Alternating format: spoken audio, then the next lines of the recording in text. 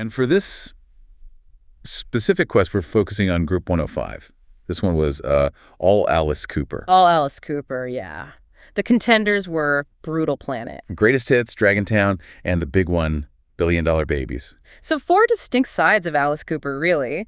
And our mission here is to unpack the opinions, the rankings, because they're pretty interesting. They definitely challenge what you might expect, especially when you listen this way. Absolutely. It's a great look at how context changes perception. Okay, so let's get into Greenstarox's first thoughts.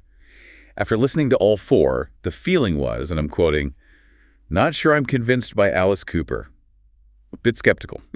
Started with skepticism, but then a clear preference emerged. Quote, "The newer stuff is definitely stronger than the older stuff." that's fascinating right there. Usually with legacy artists, the classics are, well, the classics for a reason. Right, so what was it about the newer stuff? Well, according to Greenstarox, Dragontown apparently had some merit. Okay, some merit. And Brutal Planet. That one was just, okay, so, positive, leaning towards the more modern sounds. Definitely a modern appreciation there.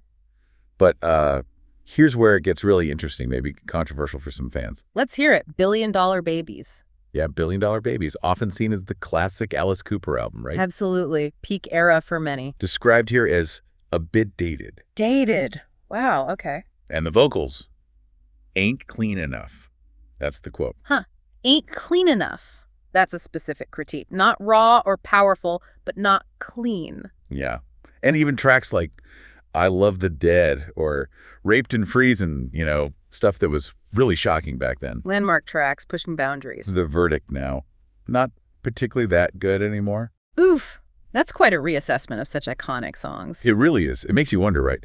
How much does time change how we hear things? Exactly. How much do evolving tastes, production styles, just the passage of time itself, influence how we perceive a legacy album? What sounded revolutionary decades ago might just hit differently now. Especially with a fresh listen, without the original context maybe, or comparing it directly to newer production. Which brings us to the final rankings for Group 105.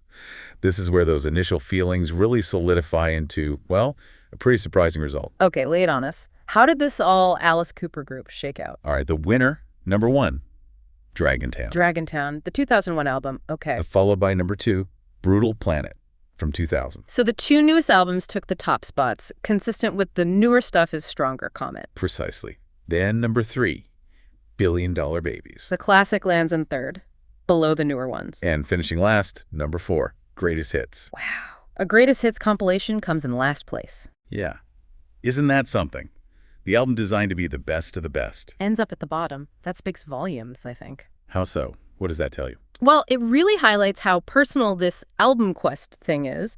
Greenstarox clearly valued the coherence of the newer studio albums. Right, the complete artistic statement of Dragontown or Brutal Planet. Exactly, over a collection of, perhaps quite different sounding older hits, even if they were individually huge. So the format itself, listening intensely to whole albums back to back, maybe favors that album experience over just a collection of songs. It seems like it, in this case anyway. It prioritized the unified vision of the later works over the maybe more disparate collection of famous tracks from different eras. It definitely puts a different spin on what greatest means. Totally. It challenges that whole idea of legacy, suggesting maybe context and production just make things land differently for a modern listener without the nostalgia, perhaps. So wrapping up this Group 105 album quest, Dragontown on top, greatest hits at the bottom, lots to think about there.